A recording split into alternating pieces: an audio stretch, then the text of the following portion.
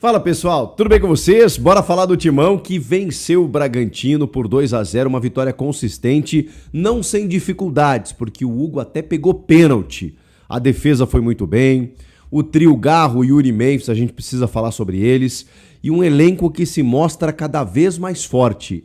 Eu vou falar sobre isso. Chega mais, eu sou o Chico Garcia, inscreva-se no canal. E vamos juntos. Você já está inscrito no canal? É só o que eu peço para você, né? Eu peço aqui, eu acho meio chato isso, mas enfim, ajuda a gente a crescer na plataforma. E se você assiste os meus vídeos e não está inscrito, meio que não tem problema, porque você vai acabar recebendo. Agora, se você tiver inscrito, você vai abrir o YouTube, vai estar lá o meu vídeo. Eu vou publicar um vídeo novo, você vai receber a notificação. É simples, é só para participar, me ajudar, não custa nada, tá bom? Obrigado, viu? E um like também ajuda a gente a crescer por aqui. Bora falar de Corinthians 2, Bragantino 0. Gente, um time que não tinha perdido ainda em 2026. Se isso é pouca coisa, creio que não, né? A gente tá falando de uma equipe que, a gente, obviamente, estamos no começo do Brasileirão, mas chegou a ser líder, tá com uma boa campanha, um bom retrospecto, né, sob o comando do Wagner Mancini. É uma equipe que, assim, tem bons valores, né? O Lucas Barbosa por um lado, Mosquera por outro, depois eles inverteram. O Isidro Pita, que eu acho um bom centroavante para o nível do Bragantino e de várias equipes do futebol brasileiro. O Isidro Pita é um cara brigador, trombador, faz muitos gols.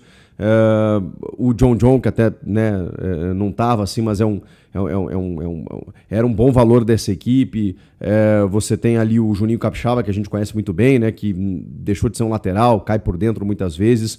O Cleiton, eu vou falar um negócio. O Cleiton joga contra o Corinthians, o que eu não vejo ele jogar nunca na vida. Gente, o Cleiton na última rodada do Brasileiro do ano passado contra o Inter, ele empurrou uma bola para dentro do gol. Ele é horroroso. Ele é desastroso. Contra o Corinthians, é impressionante. Ele vira o Neuer, como a gente brinca. Ele fez cada defesaça. O Cleiton. E olha que o Bragantino contratou o Thiago Volpi, né? Que tá revezando aí com o Cleiton, porque o Cleiton talvez seja o jogador com mais jogos na história do Bragantino. E o Volpi chegou na sua estreia, pegou 2 pênaltis, deu caneta. Thiago Volpi. Então, assim, o Bragantino é uma boa equipe.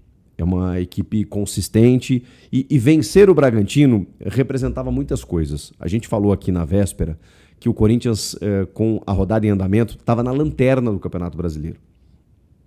E mesmo com a ponderação de que faltavam 2 jogos a menos, né, o próprio Bragantino e depois o Atlético Paranaense, que é o jogo atrasado, o Corinthians ainda tem um jogo a menos do que os demais, é ruim, né? Você olhar para a tabela e ver lá o teu time em 20º, nenhum ponto conquistado, aquela coisa toda, já se encaminhando para a 4ª rodada, aí você pensa, e aí?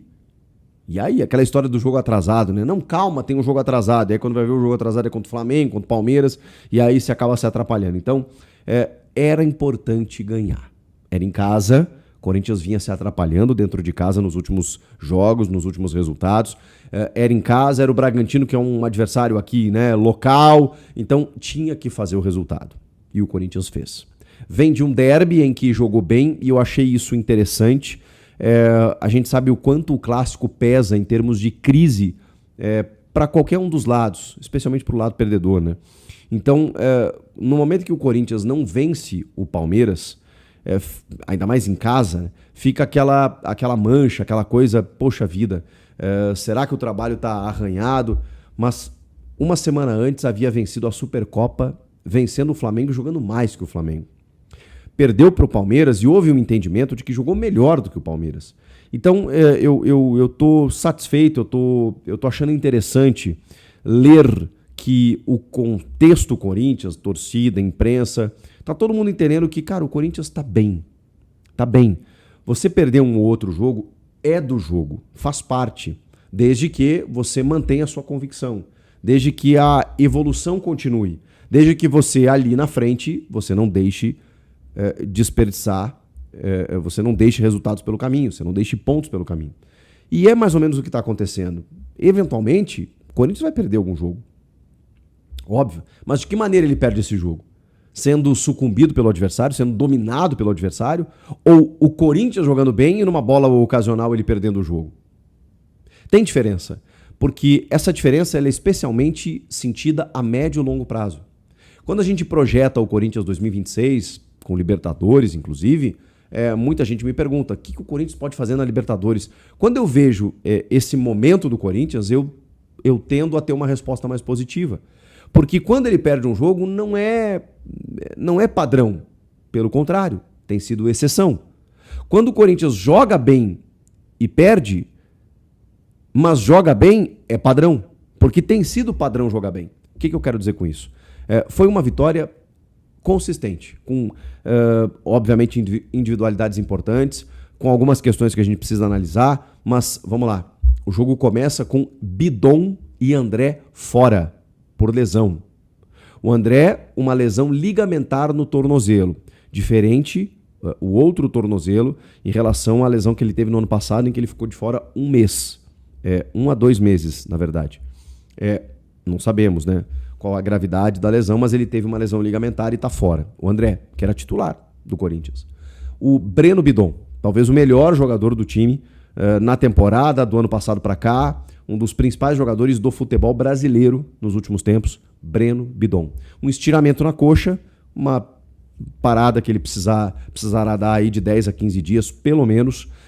Todo mundo lembra, né, que o Breno Bidon no derby chegou a sentir a coxa no primeiro tempo, colocou a mão ali, mas permaneceu e jogou 90 minutos. Jogou bem o segundo tempo, mas o Corinthians perdeu.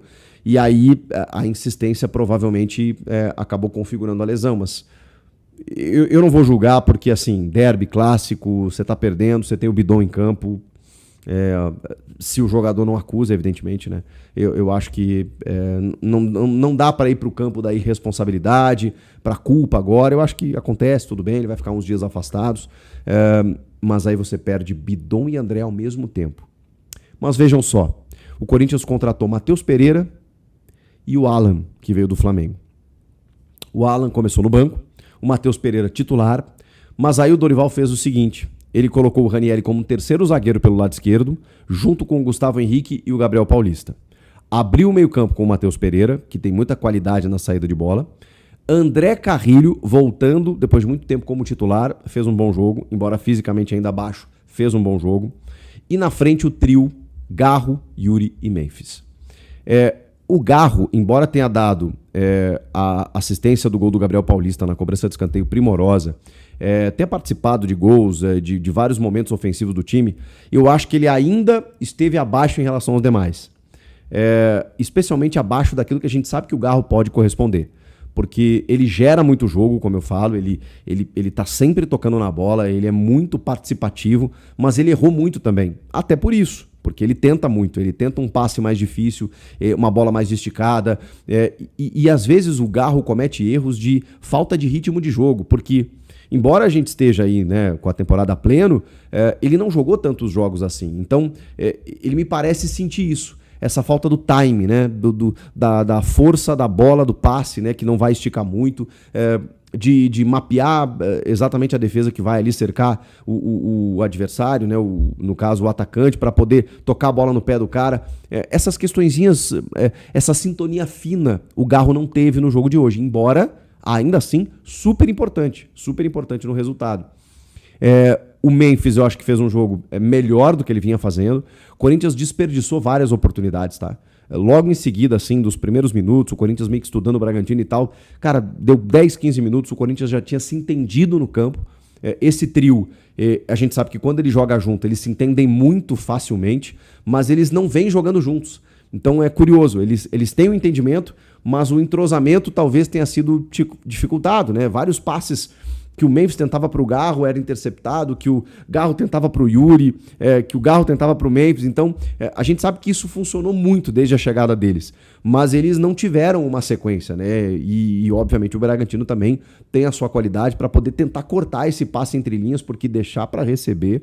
E em vários momentos a gente viu, especialmente pela defesa numa linha mais alta do Bragantino, o Corinthians se aproveitar desse espaço, desse campo aberto.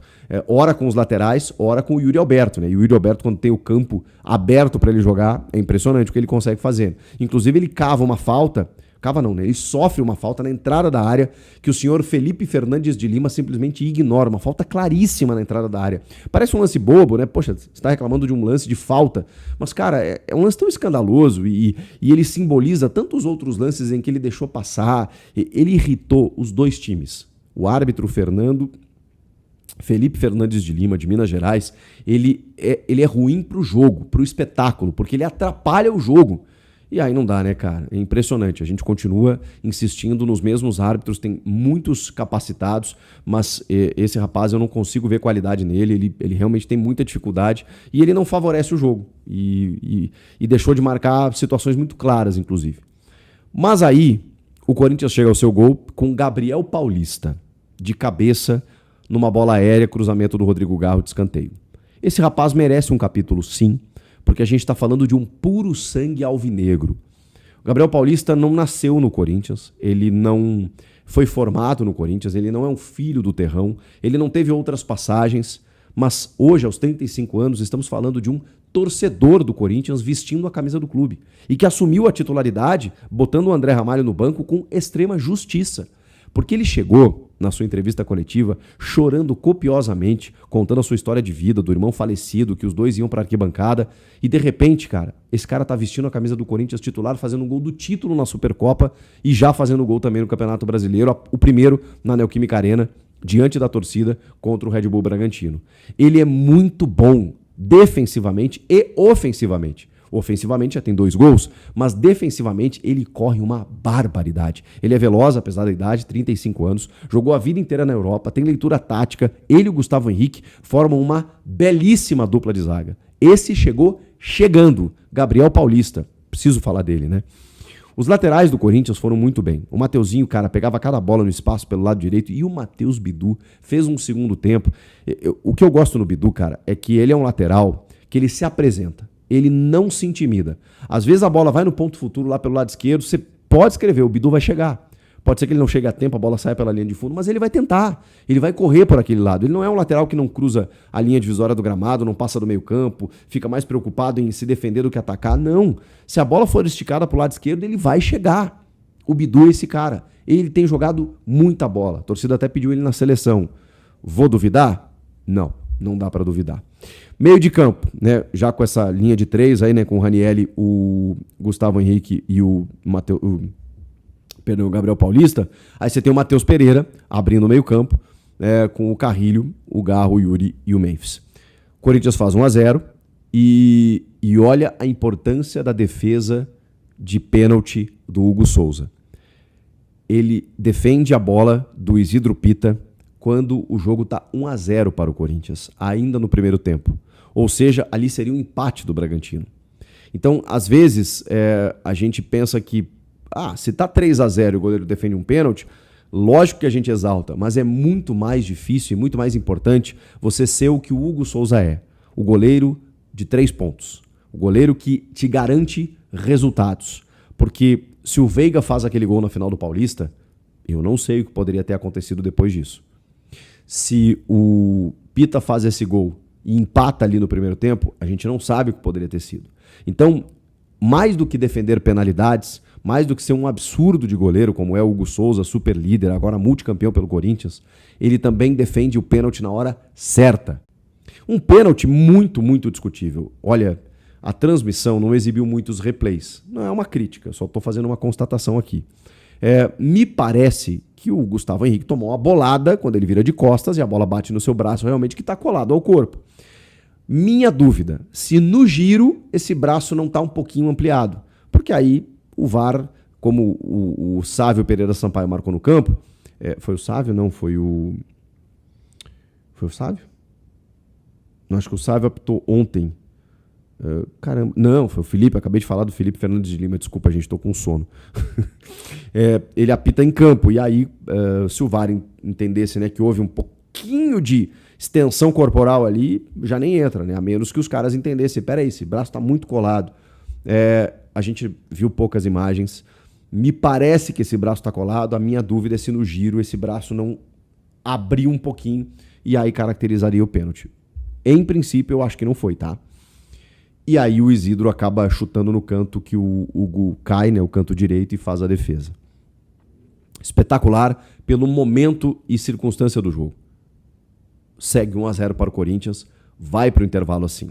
Segundo tempo, o Corinthians cria muitas opções. O Yuri, cara, não fez gol. Acho que não deu assistência também, né? Embora o gol do Matheus Bidu tenha sido o rebote de um chute dele. Mas ele jogou muito, tá? O Yuri, eu gostei do jogo dele. Eu acho que assim, ele sofreu essa falta que eu falei no primeiro tempo. Ele foi fominha num outro lance. Não é que ele foi fominha, né? Ele recebe pelo lado esquerdo e ele consegue na força avançar e chutar para o Cleiton fazer a defesa.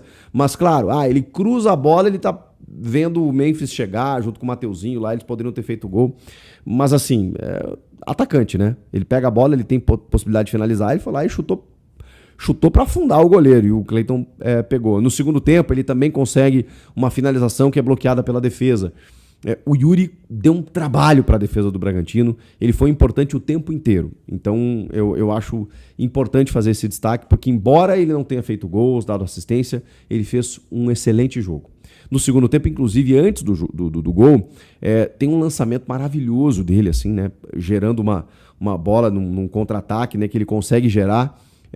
E aí a bola para no Garro, o Garro vai devolver para o Memphis e ele acaba errando o passe, né? Que a defesa acaba interceptando. Mas já era uma jogada muito interessante criada pelo Yuri.